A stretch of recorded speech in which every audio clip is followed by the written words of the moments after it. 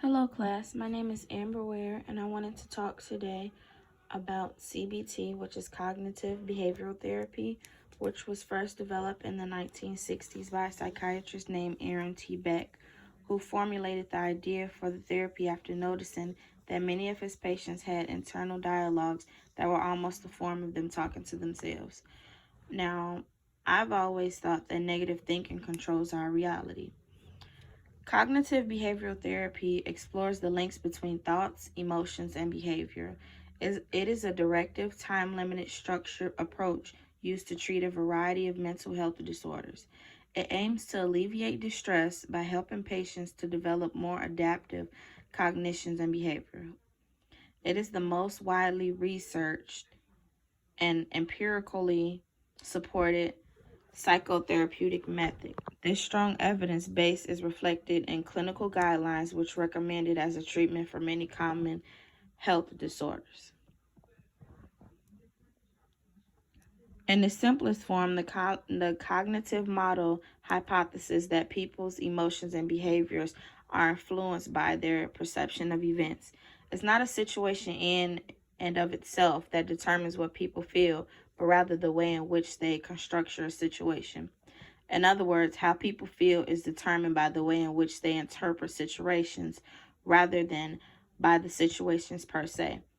For example, depressed patients are considered to be excessively negative in their interpretations of events. Fundamental to the cognitive model is the way in which cognitions, the way we think about things and the content of these thoughts, are conceptualized. Now, there are three levels of cognition. The first is core beliefs, the second is dysfunctional assumptions, and the third is negative automatic thoughts. Core beliefs are deeply held beliefs about self, others, and the world.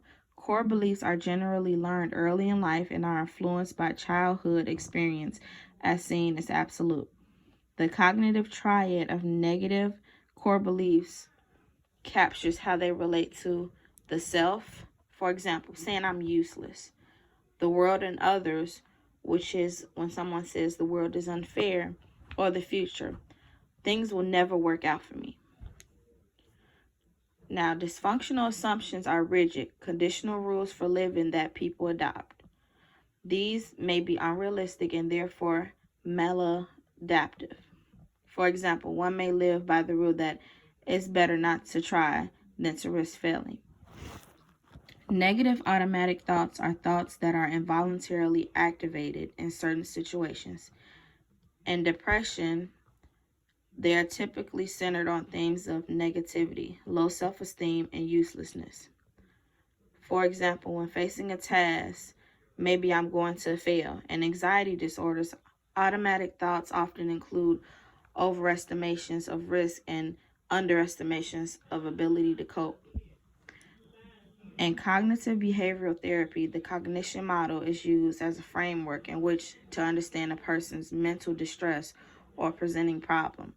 The process of placing an individual's experience within a cognitive behavioral framework is known as formulation.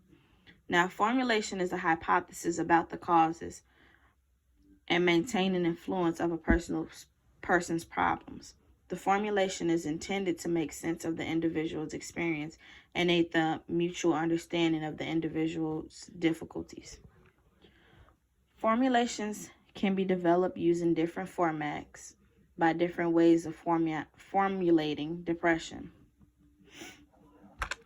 I know from personal experience, it's kind of hard to try to stay positive when you've had so many things that are basically so many negative things that have happened in your life. Now, I work for a behavioral health company where we deal with mental illness and drug addiction. And I've had clients before where they've just felt so down and so alone that the only thing they can think of are those negative thoughts, which is, I guess in a way, it's almost expected, because when you feel like you've just had so many different things happen to you, it's hard to try to get a light out of it, to get positivity from it. It's hard to try to say, I can do this, when you've always been in that mindset, oh, I can't do this, oh, this is too hard for me, oh, nobody's there for me. But in reality, it's like when we have those negative thoughts, it controls our reality. It controls how we perceive things. CBT, or cognitive behavioral therapy, ultimately aims to teach patients to be their own therapists by helping them to understand their current ways of thinking and behaving, and by equipping them with the tools to change their maladaptive cognitive and behavioral patterns. The key elements of CBT may be grouped into those that help foster an environment of collaborative empiricism and those that support the structured, problem-oriented focus of CBT. Now, collaborative empiricism is based upon the establishment of a collaborative therapeutic relationship in which the therapist and patient work together as a team to identify maladaptive cognitions and behavioral, test their validity, and make revisions if needed. Which is why a lot of people go into therapy, because it's not just one of those, I'm sitting down, I'm talking to somebody, I'm just telling them how I feel. It's more deeper than that. It's actually you saying, I need help, and somebody's willing to help you along the way. They're just giving you the tools to help yourself. It's not, oh, I'm just giving advice. No, you're actually trying to dig deeper to the more than what's just on the surface. You're actually trying to help them be a better them. Be that newly fresh, level-headed person. A principal goal of this collaborative process is to help patients effectively define problems and gain skills in managing these problems. CBT also relies on the help patients effectively define problems and gain skills in managing these problems. Initially, to aid the collaborative relationship, the therapist explains the rationale of the cognitive behavioral model and illustrates the description using examples from their patient's own experience. For example, I've had a client before. She was beaten by her stepfather. She was in and out of relationships. They were toxic relationships. And in a way, I tried to get her to try to find just one small thing in her life that she's proud of, or one small thing in her life that she loves. And the one thing she loves was music. She's always told me since I've worked with her that music speaks to her, or music helps her try to get people to understand how she is. She'll send me a song every now and then and tell me this is how she feels. Or just listening to music, it's like she is in her own serene place where nobody can touch her, nobody can bother her. It's just her, the notes, her singing. Now, it's hard to try to get somebody to focus, once again, on the positive things when they've come from a dysfunctional family, they've come from negative thoughts or whatever, suicidal thoughts, just all bad things. So it's hard for them to focus on the root of what's going on. It's hard for them to try to say, I'm just going to get up. I'm just going to try my best. I'm going to do this for me. Cognitive behavioral therapy is structured in time-limited treatment. For non-anxiety or depression, a course of CBT typically lasts 5 to 20 sessions.